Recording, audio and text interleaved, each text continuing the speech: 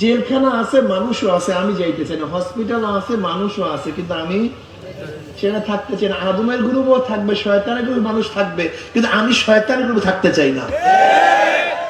থাকবে না তা না, থাকবে না, বরং জেলখানা জায়গা পাওয়া যায় না।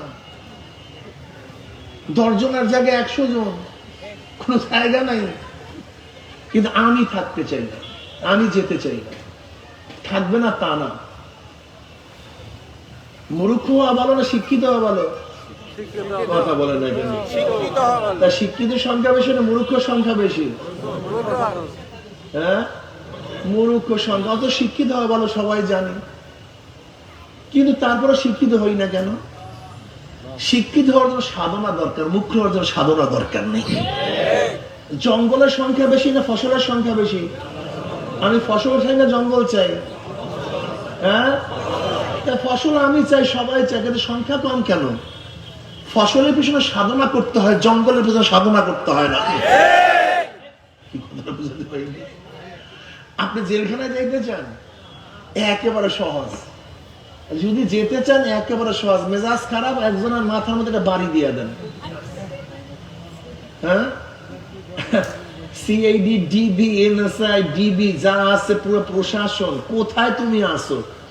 তোমার দরকার এবার খোঁজ দে খোঁজ দে খোঁজ দে খোঁজ দে, তোমাকে একেবারে নিজেরা কেস টেস দিয়া ঠিয়া সবকিছু কমপ্লিট করে জেলখানা ঢুকাই দিবে। কিন্তু বালাখানা উঠতে গেলে, হ্যাঁ, কি কথা বলেন না কেন? রাস্তার মধ্যে কুয়াশা আর বৃষ্টির মধ্যে ঘুমায়া থাকতে, রৌদ্রের মধ্যে পড়তে আর কুয়াশার মধ্যে ভিজতে, খোলা আকাশের নিচে ঘুমাইতে কোনো সাধনা লাগে না। ঠিক। কিন্তু এসির মধ্যে থাকতে, বালাখানায় থাকতে কি লাগে? সাধনা লাগে। 2 পা দিয়ে হাঁটতে সাধনা লাগে না, কিন্তু 5 গাড়িতে চড়তে বুঝাতে পারি নাই। যারা বুঝে তারা বুঝছেন, যারা বুঝে তারা বুঝছেন। জাহান্নামে যাইতে সাধনা লাগে না, কিন্তু জান্নাতে যেতে সাধনা লাগে।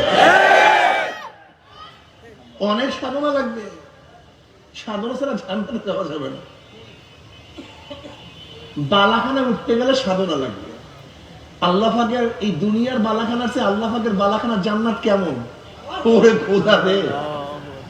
দেখেন, বাংলাদেশে এমন কোন ধনী নাই যে এই ঢাকার বা এই গাজীপুরের একটা থানা কেনার মতো পয়সা বাংলাদেশের কাল। আর থানা দূর করেন না, এই মাওয়ানা, এটা কি এলাকা না?